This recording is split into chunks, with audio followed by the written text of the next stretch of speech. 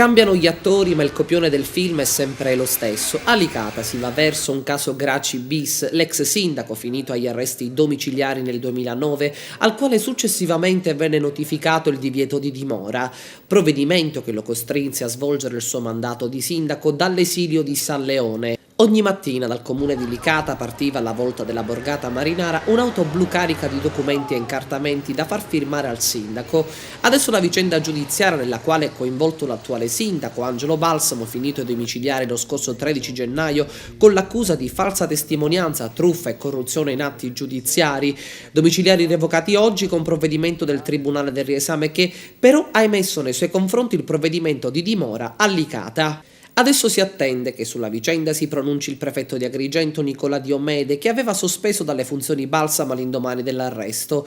Se il prefetto dovesse revocare la sospensione, Balsamo come Graci guiderà il comune di Licata dall'esterno.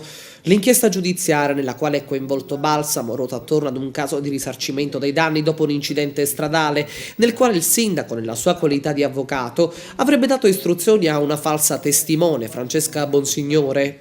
Anche lei indagata per permettere al figlio della sua assistita di ricevere l'indennizzo nonostante non gli spettasse.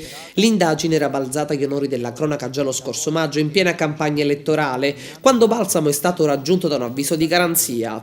Il provvedimento è stato firmato dal GIP del Tribunale di Agrigento Stefano Zammuto su richiesta del pubblico ministero Salvatore Vella.